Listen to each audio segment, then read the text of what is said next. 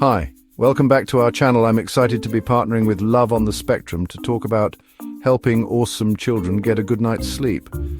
As many of you know, I'm autistic myself, and I've always been fascinated by how our brains work.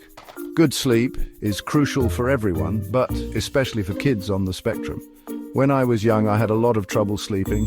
It took a lot of trial and error, but eventually I found things that helped me get the rest I needed. In this video, we're going to talk about practical tips to help your awesome child get better sleep. Remember, every child is different, so what works for one may not work for another. Now let's talk about the importance of routine.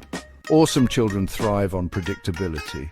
A consistent bedtime routine helps signal to their bodies that it's time to wind down for sleep. Start with a visual schedule, brushing teeth, putting on pajamas, reading a book, and finally lights out. Visuals provide clear and concrete information. The activities should be calming and enjoyable. Avoid anything overstimulating like screen time or active play close to bedtime. Consistency is key, even on weekends or holidays. Now let's talk about setting a regular bedtime. Our bodies need consistent sleep patterns to function at their best. Determine the right bedtime by observing your child's natural sleep patterns. If you need to adjust bedtime, do it gradually. Moving bedtime 15 minutes earlier every few days can help ease the transition. Once you've established a bedtime, stick to it as much as possible. A regular bedtime helps regulate your child's internal clock, promoting better sleep and overall health. Consistency is crucial for maintaining this internal rhythm. Now, let's talk about creating a sleep-conducive environment. Think about sensory sensitivities. Make sure the bedroom is dark, quiet, and cool. Blackout curtains and a white noise machine can help. The bed should be comfortable and inviting. Weighted blankets can be calming for some awesome children.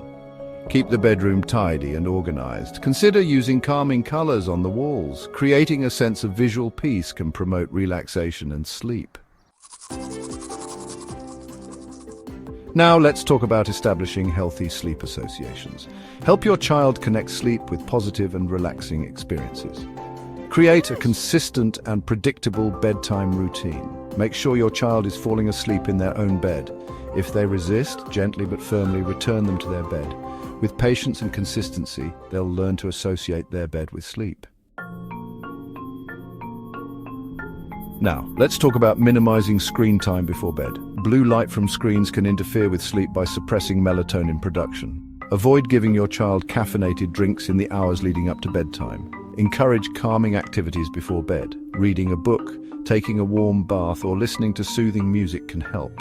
These activities prepare your child's mind and body for sleep. Reducing screen time and stimulants can significantly improve sleep quality. Now let's talk about the importance of mealtimes for sleep. Eating a healthy breakfast within an hour of waking up helps set their internal clock. Eating dinner at a consistent time each evening helps regulate their sleep-wake cycle. Avoid giving your child large meals or sugary snacks close to bedtime. Opt for a light and healthy snack if they're hungry before bed. Regular and nutritious meals can promote better sleep. Now, let's talk about the importance of physical activity for sleep. Regular exercise helps tire out our bodies and minds, making it easier to fall asleep. Encourage your child to engage in at least 60 minutes of physical activity each day. Outdoor play is especially beneficial, as exposure to sunlight helps regulate our internal clock. Physical activity also helps reduce stress and anxiety. Encourage your child to spend time outdoors each day. Now let's talk about naps, especially for older children. If your child is over 5 and having trouble sleeping at night, adjust their napping habits. Keep naps short and in the early afternoon. Gradually phase out naps as your child gets older. Shorten their nap by 15 minutes every few days until they're no longer napping. Pay attention to your child's individual needs and adjust their napping schedule accordingly. The goal is to balance daytime rest and nighttime sleep.